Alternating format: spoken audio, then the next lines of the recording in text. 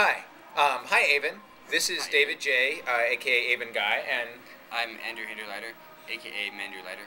we wanted to join you for a little fireside chat. We're at the pizza place in the town where my mom grew up. My brother is recording. Michael, turn the camera around and say hi to people. Hello. Um, and we just wanted to give you an update about what's happening with the DSM and the work we're doing around it. Now, Andrew, what's the DSM? So the DSM is the Diagnostic and Statistical Manual of Mental Disorders. So it's created by the American Psychiatric Association, and it's kind of like the Bible of mental disorders that's used by psychiatrists, clinical psychologists, and social workers.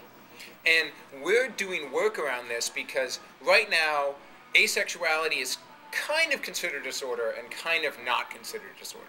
And you can help me out with this, but there's something called hypoactive sexual desire disorder, which says that if you don't like sex, it's a problem. But it's only a problem if you don't like sex and you think it's a problem, or if your partner thinks it's a problem.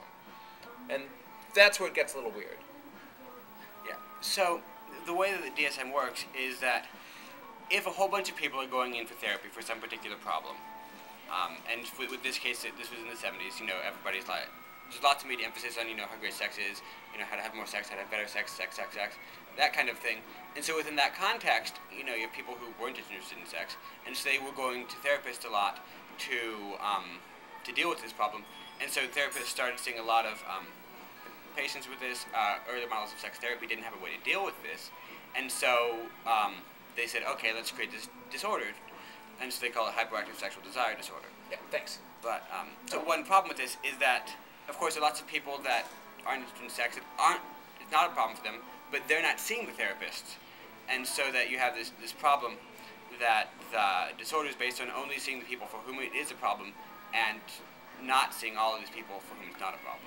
So there's a big opportunity right now that I found out about through some of our allies in the transgender community, where they are rewriting this entire book of mental disorders. And when they rewrite it, there's a chance for us to go in and create a new definition that's more friendly to asexual people. So Andrew and myself and a couple of other people around the world have been working to try to influence the committee making decisions about this and get them to take asexuality into account. And that's actually gone very, very well. There's this subcommittee, this team of people that have come together to decide what the new DSM looks like. And on that team, there's actually two people that have researched asexuality in the past. One of them, Dr. Lori Brado, is the person in charge of drafting this new definition. So she's kind of, it's like the key senator on some bill that you're working on. She's really well positioned, and she really, really likes us, and that's good. So now we are trying to reach out and interview lots of therapists, and especially anyone researching sexuality, so that we can collect opinions about asexuality and give them to this subcommittee that's making a decision about how to treat this disorder. Yeah, and so the way that the committee makes their decisions is the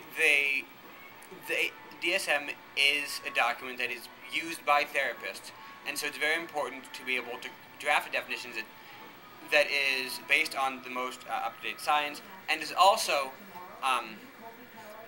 useful for therapists. And so what we're trying to do is interview people to generate dialogue, to try and create ideas for how can a definition be created that doesn't pathologize asexuals on the one hand, but still is useful for clinicians to be able to help people who are coming in complaining of low sexual desire. And so trying to reconcile these two things is a difficult question, and so we're trying to generate interviews to answer these questions.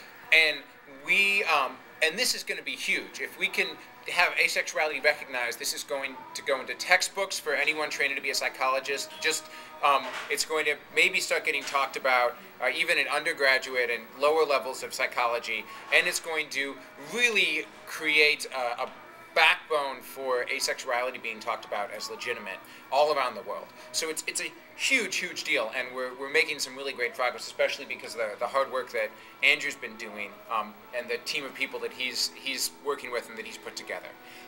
So you can help us if you know of anyone. If you know of a therapist, especially a therapist that's friendly to asexuality, or anyone who's researching sexuality, please email us. Email info@asexuality.org and let me know, and we'll get in touch with them and see if we can include them in the project. All right. Thanks very much, and have a good evening.